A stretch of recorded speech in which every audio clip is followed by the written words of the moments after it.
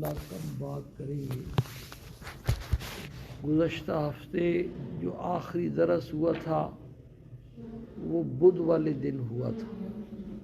پیر، منگل اور بدھ ہفتے میں 3 دن درس ہوتا ہے، اور آخری جو درس تھا بلکہ تینوں دنوں کے درس میں ہمارے بھائی شعیب صاحب مرحوم اس میں شریک تھے اور یہاں بیٹھے ہوئے تھے آخری بدھ والے دن درس میں بھی۔ جمعرات کو پھر جو ہے عصر کے بعد جماعت والوں کی جو تعلیم ہوتی ہے تو وہ تعلیم بھی انہوں نے کرائی، اور آخری ملاقات بالمشافہ جو ان سے میری ہوئی ہے وہ جمعرات والے دن عصر کی نماز کے بعد ہوئی ہے۔ ماشاءاللہ، اللہ پاک ایسی موت ہر مسلمان کو نصیب فرمائے۔ میرے ساتھ ان کے بڑے پرانے تعلقات تھے۔ میں یہاں آنے سے پہلے موتی محل کے پاس ایک مسجد تھی، وہاں امام خطیب تھا، تو یہ رہتے تو کہیں کمیٹی چوک کے آس پاس تھے، لیکن وہاں یہ کام کرتے تھے، تو کبھی زور کبھی عصر کبھی کسی بیان میں اس طرح ان سے ملاقات ہو جاتی تھی۔ تو یہاں میں جب آیا تو یہاں ان کو دیکھا تو میں ملاقات کی، تو وہاں ایسی گپ شپ نہیں تھی، دوستی نہیں تھی، تو پھر یہاں پھر میں نے تعارف کرایا، آپ وہی تو نہیں ہیں، تو پہچان گئے یہ بھی، میں بھی پہچان گیا، پھر ملاقات ہو گئی ماشاءاللہ۔ ایک دفعہ میں حج کے موقع پر گیا ہوا تھا یا عمرے کے موقع پر گیا ہوا تھا، تو میں آپ سب حضرات کو الحمدللہ نام بنام یاد رکھتا ہوں، بلکہ جتنے بھی متعلقین ہیں اجمالی طور پر تو سب کے لیے دعا ہوتی ہے، جن کے نام یاد آتے ہیں ان کے نام، جن کی شکلیں یاد آتی ہیں ان کی شکلیں یاد کر کے۔ تو اللہ پاک کا اپنا ایک نظام ہے، انسان ہے، بعض آدمی ایسے ہوتے ہیں جو بھول جاتے ہیں، تو پھر وہ خواب میں آ کر کے اب یاد دلاتے ہیں۔ کئی مرحومین بھی ایسے، اس دفعہ بھی مجھے اپنے گاؤں کے کئی ایسے پرانے فوت شدہ جن کا خواب و خیال ہی میں کبھی نام نہیں تھا، وہ مجھے خواب میں آئے، تو میں سمجھ گیا کہ یہ یاد دلا رہے ہیں کہ ہمیں بھی اپنی دعاؤں میں یاد رکھو۔ جب بندہ مر جاتا ہے نا تو مرنے کے بعد ایک ایک دعا کا وہ پیچھے والوں کا محتاج ہوتا ہے، اس کے لیے جو ہے نا وہ بڑی قیمتی چیز ہوتی ہے، تو اس طرح یاد آتے ہیں مرحومین۔ تو شعیب صاحب جو ہے نا، ایک دفعہ میں حج پر گیا ہوا تھا یا عمرے پر گیا ہوا تھا، تو وہاں مجھے خواب میں آئے، تو میں سمجھ جب یاد دلا رہے ہیں، پھر آ کے میں نے ان کو وہ خواب سنائی کہ آپ وہاں خواب میں آئے تھے، بہت خوش ہوئے۔ تو بہرحال اللہ پاک نے ایک ایمان کی دولت پائی، بہت بڑی دولت ہے، دنیا سے جانا ہر انسان نے ہے، لیکن ایمان کے ساتھ جو آدمی جاتا ہے وہ بڑا خوش قسمت ہے اور خوش نصیب ہے۔ موت کے بعد والی جو ہمیشہ ہمیشہ کی نعمتیں ہیں، اللہ پاک کی ملاقات ہو گئی، انبیاء علیہ الصلاۃ والسلام کی زیارت ہو گئی، اللہ کا دیدار ہو گیا۔ سب سے بڑی بات یہ جتنے ہمارے رشتہ دار دوست اور احباب دنیا سے چلے جاتے ہیں، ان سب کی ملاقات کیسے ہوگی بھائی؟ ایمان کی بدولت ہو۔ آج عصر کے وقت وہ لوگوں کا کچھ موڈ نہیں تھا سننے کا، تو مجھے بھی بات نہیں آ رہی تھی، وہ میں جو بات کر رہا تھا وہ بات یہ تھی کہ کسی مصیبت زدہ کو دیکھ کر کے یہ دعا سکھلائی گئی، الحمدللہ الذی عافانی مما ابتلاک بہ وفضلنی علی کثیر ممن خلق تفضیلا۔ کسی بیمار کو دیکھا، پریشان حال کو دیکھا، کسی ایکسیڈنٹ والے کو دیکھا، راستے میں کسی کی گاڑی خراب ہے اس کو دیکھا، اور کسی کو مصیبت میں دیکھا، بلکہ بزرگ تو کہتے ہیں کسی کو گناہ میں مبتلا دیکھا تو پھر بھی یہ دعا پڑھ لو، اے اللہ تیرا لاکھ لاکھ شکر ہے تو نے مجھے عافیت نصیب فرمائی، جس بیماری میں اس کو مبتلا کیا، اور مجھے اپنی بہت ساری مخلوق پر تو نے فضیلت دی ہوئی ہے۔ جو بندہ یہ دعا پڑھ لیتا ہے، وہ جس مصیبت کے وقت یہ دعا پڑھتا ہے اس کو وہ مصیبت نہیں آتی۔ تو میں بیان یہ کرنا چاہتا تھا کہ موت کی جو مصیبت ہے نا، اس کے لیے یہ دعا نہیں سکھلائی گئی کہ تم یہ دعا پڑھ لو تو تم بچ جاؤ گے، بھائی بچنا کسی نے نہیں ہے، مر کے بچو گے اور بچ کے مرو گے، موت تو برحق ہے۔ اس کے لیے اللہ نے دعا سکھلائی ہے، انا للہ و انا الیہ راجعون۔ ہم بھائی سب سارے اللہ کے غلام ہیں، اللہ کے بندے، اللہ کے مملوک ہیں، اللہ پاک ہمارے حقیقی مالک ہیں۔ تو ہم جو چیزیں بازار سے تھوڑے پیسے دے کر کے خرید کے لاتے ہیں ان کے ساتھ جو برتاؤ کریں وہ آگے سے بول سکتی ہیں، جیسے چاہیں جہاں رکھیں۔ تو سوال پیدا ہوا بھئی یہ بات تو ٹھیک ہے، ہم کچھ کہتے تو نہیں ہیں، لیکن جدائی کا صدمہ تو ہے۔ تو اللہ نے فرمایا کو گھبراؤ مت، یہ جدائی عارضی ہے، وَإِنَّا إِلَيْهِ رَاجِعُونَ، ہم سب اسی کی طرف لوٹ کر کے جانے والے، ایک ایک کر کے جو ہے نا یہ زمین کے اوپر سے اللہ پاک سب کو زمین کے نیچے ایک ایک کر کو لے جائیں۔ تو میں عرض یہ کر رہا تھا کہ ایمان کی جو دولت کے ساتھ جاتا ہے بھائی، سب سے بڑی نعمت یہ ہے کہ جتنے رشتہ دار دوست احباب دنیا سے گئے ہوتے ہیں ان سب سے اس کی ملاقات ہوتی ہے، اور موت کے سوا اس ملاقات کی کوئی صورت ہے بھائی؟ نہیں۔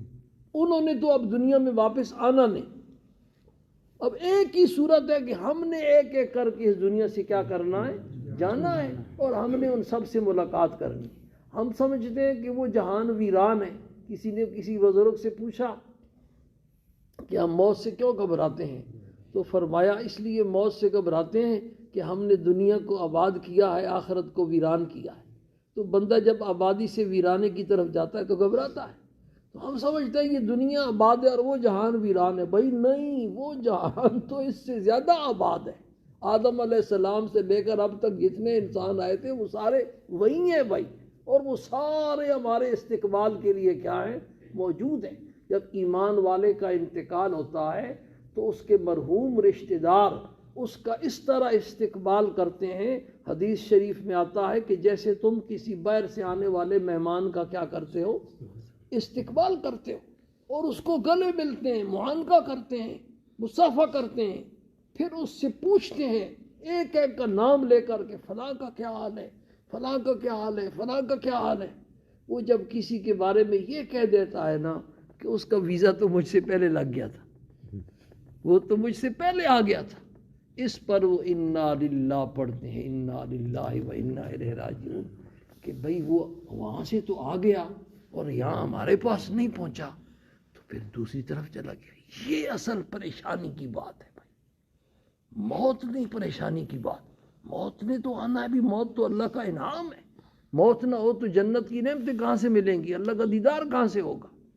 اور موت کی، اب یہ صابر صاحب کی اہلیہ آج فوت ہوئی جن کا ہم نے اثر میں جنازہ پڑھا، شعیب صاحب کا مغرب کے بعد پڑھا، یہ کئی مہینوں سے بیچاری صاحب فراش تھی۔ اگر موت نہ ہوتی تو کتنے دادے پڑدادے لکڑ دادے اور اس طرح کے بیمار مریض معذور گھروں میں پڑے ہوتے، کونے کھانچوں میں کھانس رہے ہوتے، زندہ بھی تیماردار ان کے پریشان حال، نہ اپنے دنیا کے کام کے نہ ان کے سنبھالنے کے، اور وہ بھی اپنی زندگی سے کیا ہوتے، اوزار ہوتی ہے۔ بہت اللہ کا راستہ اللہ نے اس طرح بنایا تو اللہ کا انعام ہے۔ اصل فکر کی بات یہ ہے کہ بندہ ایمان کے ساتھ جائے۔ پھر ایمان کے بعد دوسری بات جو عرض میں کر رہا تھا، ایسی دینداری جیسے شعیب صاحب کی دینداری تھی، ساری زندگی جماعت میں گزر گئی، جماعت کے ذکر میں، فکر میں، آخری گشت بھی ناغہ نہیں ہوا، آخری بیان بھی ناغہ نہیں ہوا، آخری تعلیم بھی ناغہ نہیں ہوئی، بلکہ فجر کی نماز بھی جماعت کے ساتھ پڑھی، آخری جماعت کی نماز بھی نہیں گئی، اور اگلی نماز کا وقت۔ تو بعض موتیں جو ہے نا وہ کیا ہوتی ہیں، قابل رشک ہوتی ہیں۔ موت تو برحق ہے، ایسی موت اللہ پاک ایمان کے ساتھ اور دینداری والی موت، آخری خاتمے کا وہی اعتبار ہے۔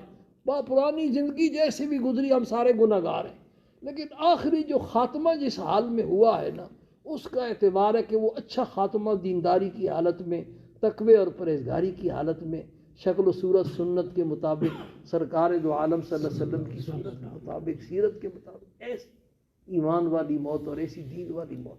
اسی جو میں آپ کو سنایا تھا نا، ایک صحابی غزوہ خیبر کے موقع پر مسلمان ہوئے، کوئی نماز نہیں پڑھی، کوئی روزہ نہیں رکھا، اور غزوہ خیبر کی جہاد میں شہید ہو گئے، اللہ کو پیارے ہو گئے۔ تو ایسی موتیں قابل رشک ہوتی ہیں۔ اسلام سارے سابقہ سارے گناہ معاف کر دیے اسلام نے، پھر صحابی رسول بھی، پھر شہادت کی، اس کے بعد جیسے سارے گناہ معاف ہوئے، جو کوئی نیکی نہیں کی تو کوئی گناہ بھی تو نہیں کیا نا۔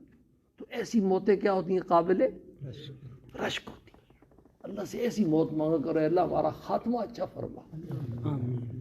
حافظ ابو زرع رازی رحمہ اللہ ایک بہت بڑے محدث گزرے ہیں، ساری زندگی حدیث شریف پڑھاتے ہوئے گزر گئی، ان کا آخری وقت ہے، ان کے شاگرد ان کی عیادت کے لیے آئے، استاد جی بیمار ہیں تو ان کی بیمار پرسی کر کے آتے ہیں، آئے تو دیکھا کہ حافظ صاحب پر نزع کی کیفیت طاری ہے، سمجھ گئے کہ آخری وقت ہے۔ اب آخری وقت میں شریعت کا یہ حکم ہے کہ جس کا آخری وقت ہو نا اس کو کلمہ طیبہ کی تلقین کرو۔ کلمہ طیبہ کی تلقین کرنے کا مطلب یہ ہے کہ اس کو ڈائریکٹ نہ کہو کہ کلمہ پڑھو، اس لیے کہ وہ بڑا مشکل وقت ہوتا ہے، کوئی پتہ نہیں اس کی زبان سے کیا بات نکلتی ہے۔ اس کو ڈائریکٹ نہ کہو کہ کلمہ پڑھو، بلکہ اس کے سامنے بلند آواز سے کلمہ پڑھو تو اس کو کلمہ یاد آ جائے گا، وہ بھی پڑھ لے گا۔ بس جو ایک دفعہ پڑھ لے تو وہ اس حدیث کا مصداق ہو جائے گا۔ حدیث شریف کا مضمون یہ ہے، من کان آخر کلامی لا الہ الا اللہ، دنیا سے جاتے وقت جس کی پہلی کلام، جس کی آخری کلام کیا ہوگی؟ لا الہ الا اللہ ہوگی، دخل الجنہ، وہ جنت میں کیا ہوگا؟ داخل ہوگا۔ تو بس ایک دفعہ اس نے کلمہ پڑھ لیا تو پھر تم خاموش ہو جاؤ تاکہ اسی حال پر اس کا انتقال ہو جائے، آخری کلام اس کی لا الہ الا اللہ۔ اب یہ شاگرد جمع ہے اور حافظ صاحب پر جو ہے نا وہ کیفیت طاری ہے موت کی، یہ آپس میں مشورہ کر رہے ہیں کہ حافظ صاحب کو کلمہ طیبہ کی تلقین کریں، لیکن ہیں وہ اتنے بڑے محدث اور ان سب کے استاد کہ ان کو کہتے ہوئے شرم آ رہی ہے، تلقین کرتے ہوئے شرم آ رہی ہے۔ انہوں نے مشورہ کر کے کہا چلو اس حدیث کا مذاکرہ کرتے ہیں، اس حدیث کا جیسے جماعت والے کہتے ہیں نا آؤ بھائی مذاکرہ کریں، مذاکرہ کرتے ہیں۔ تو سند کے ساتھ ایک دوسرے کو حدیث سنانی شروع کی۔ ابھی سند کے ایک دو لفظ ہی پڑے تھے کہ حافظ صاحب نے آنکھیں کھولیں اور حافظ صاحب نے بلند آواز سے وہ پوری حدیث سند کے ساتھ سنائی، اور آخری جو حدیث تھی قال قال رسول اللہ صلی اللہ علیہ وسلم من کان آخر کلامہ لا الہ الا اللہ، بس یہ کہنے پائے تھے کہ روح پرواز کر وہ آخری کلام لا الہ الا اللہ ہوئی، دخل الجنہ، جنت میں داخل ہو گئے، روح پرواز۔ تو بعض موتیں بھئی قابل رشک ہوتی ہیں، اللہ پاک سے ہر وقت حسن خاتمہ کی دعا مانگا کرے۔ اے اللہ، مولانا رومی نے ایک دعا سکھلائی ہے، اے اللہ اگر آپ نے میرا خاتمہ اچھا لکھا ہوا ہے تقدیر میں تو میری بدعمالیوں کی وجہ سے، میرے گناہوں کی وجہ سے اے اللہ آپ اس میں تبدیلی مت فرمائیں، بلکہ یہ دعا حضرت عمر فاروق بھی مانگا کرتے تھے۔ اور اے اللہ اگر آپ نے میرا خدا نخواستہ برا خاتمہ لکھا ہوا ہے تو آپ کی جو تقدیر ہے وہ آپ پر غالب اور حاکم نہیں ہے، میری عاجزانہ درخواست ہے اس کو جو ہے نا حسن خاتمہ میں آپ کیا کر دیں، تبدیل فرما دیں۔ یہ دعا اللہ پاک سے مانگا کریں۔ اللہ پاک ہم سب کا خاتمہ ایمان کے اوپر اور دینداری اور تقوی اور پرہیزگاری کے اوپر فرمائے، اور ہمیں گناہوں سے بچنے کی اللہ پاک توفیق نصیب فرمائے۔